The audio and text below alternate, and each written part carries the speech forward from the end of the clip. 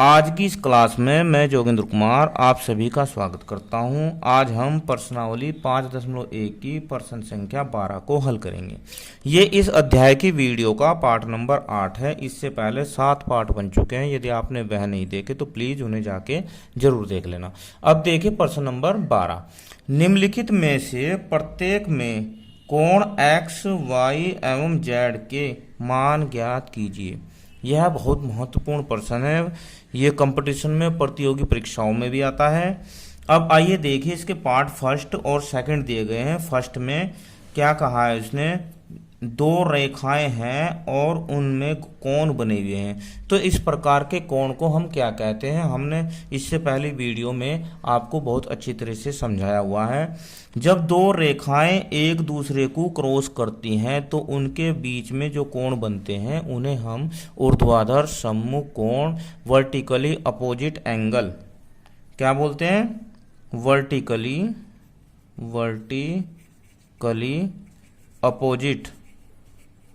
Opposite angles ऊर्ध्वाधर सम्मुख कोण कहते हैं या शीर्षाभिमुख कोण कहते हैं। और इन कोणों की एक बात होती है कि ये कोण एक दूसरे के बराबर होते हैं। ठीक है। अब हमें एक्स वाई जेड दिया है और एक कोण दिया है 55 अंश। हमें एक्स का मान, वाई का मान और जेड का मान ज्ञात करना है। ठीक है। अब देखो इसे हल करते हैं। सबसे पहले तो हम ये देखते हैं कि ये जो रेखाएं हैं एक दूसरे को प्रतिच्छेद कर रही है, तो ये कोण कौन से बनने, इसे हमें लिखना पड़ेगा। तो लिखो चूंकि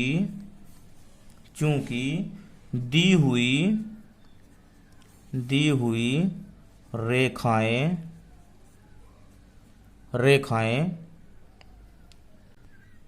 एक दूसरे को प्रतिच्छेद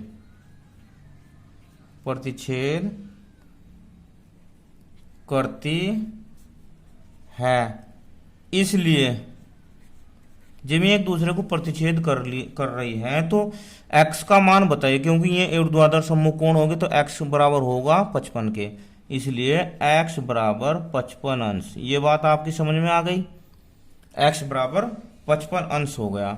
अब जब x बराबर 55 अंश है तो ये रैखिक युग्म भी है, तो अब हम लिखेंगे स्पष्टतः क्या होगा, y प्लस 55 अंश बराबर 180 हो जाएगा। नहीं, क्योंकि रैखिक युग्म है। चलो इधर लिख देते हैं, यहां लिख देते हैं ऊर्ध्वाधर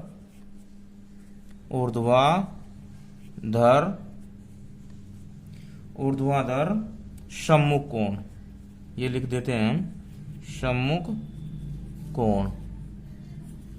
क्या लिख दिया हमने, ऊर्ध्वाधर सम्मुख कोण। और इसके सामने लिख देते हैं चूंकि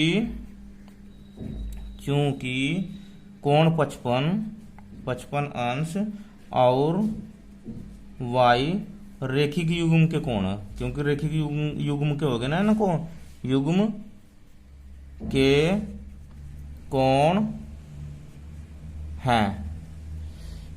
अब जब y प्लस 55 बराबर 180 हो गया तो समीकरण हो गई, तो y बराबर हो जाएगा 180 माइनस 55, और y बराबर जब 55 घटाएंगे तो कितना आएगा, 125 अंश। क्या आ जाएगा, 125 अंश आ जाएगा। अब x भी हमारे पास है, y भी हमें मिल गया, x y दोनों मिल गए ना हमें। तो z, अब z का मान ज्ञात करना। देखो जब y का मान हमें मिल गया 125 अंश, तो y के बराबर ही z होगा, क्योंकि ऊर्ध्वाधर सम्मुख कोण है। तो हम यहाँ लिखेंगे तथा y बराबर z, किस कंडीशन पे, ऊर्ध्वाधर, यहाँ लिख देंगे ऊर्ध्वाधर सम्मुख कोण, क्या, सम्मुख कोण। अब जब y बराबर z है तो z का मान क्या होगा, z का मान होगा 125, क्या होगा, 125 अंश हो जाएगा। अब इसका आंसर हो जाएगा इस प्रकार इस प्रकार x बराबर कितना आया 55, कितना आया भाई 55, y बराबर आया 125, z बराबर तथा z बराबर हो जाएगा 125 अंश और ये इसका आंसर हो जाएगा। अब इसके सेकंड पार्ट को देखते हैं। अब ये सेकंड पार्ट है, इसमें देखो यहाँ पर 25 अंश दिया है और यहाँ पर x है और यहाँ 40 है, तीन कोण बने हुए हैं। तो अगर हम इसे सरल कोण के हिसाब से देखते हैं, सीधे कोण के हिसाब से देखते हैं, तो 25 का और x का और 40 का तीनों का योग 180 अंश होना चाहिए या होना नहीं चाहिए। ठीक है, तो इसे हल कर लेते हैं। यहाँ लिखते हैं, यहाँ क्या है 40 अंश प्लस x प्लस 25 कितना होगा 180 अंश, क्योंकि एक सरल रेखा के कोण हो गए, सरल कोण हो गए। यहाँ ब्रैकेट में लिख देंगे हम सरल कोण। क्या लिखेंगे सरल कोण। इसके बाद ये समीकरण हो गई। अब इसे हल कर लेते हैं। क्या होगा कि x प्लस 40 और 25 हो गए 65, कितने हो गए 65 अंश बराबर 180। अब x क्या हो गया, x बराबर हो जाएगा 180 अंश माइनस 65, घटाइए x बराबर कितना हो जाएगा 10, यहाँ पर 10 हो जाएगा, 10 में से 5 गया 5, यहाँ बचे कितने 7, 7 में से 6 गया 1 और 1 यहाँ पर, ये हो गया 115 अंश। अब जब x का मान 115 अंश है, किसका मान आया x का मान 115 अंश है। अब इससे तो हमने x निकाल लिया। अब इस लाइन को देखिए आप, सीधी इस लाइन को, ये रेखिक युग्म के कोण हो जाएंगे।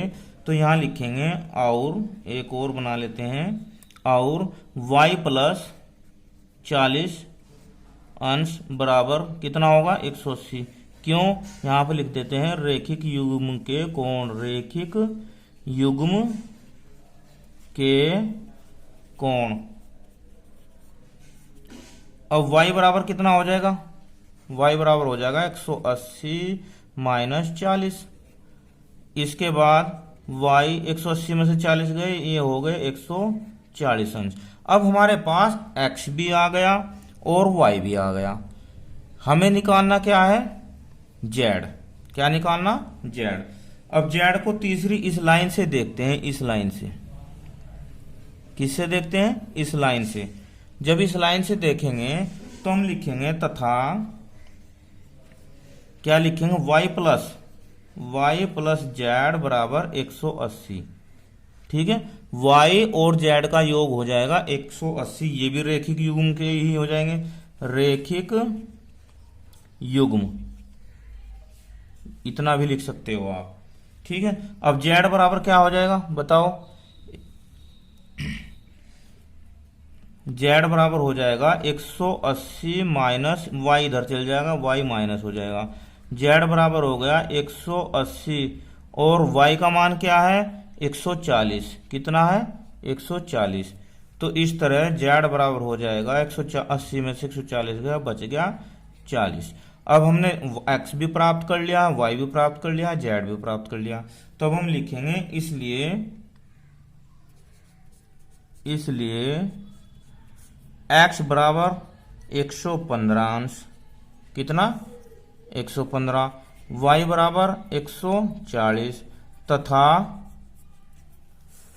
z बराबर 40, ये हो जाएगा इसका आंसर।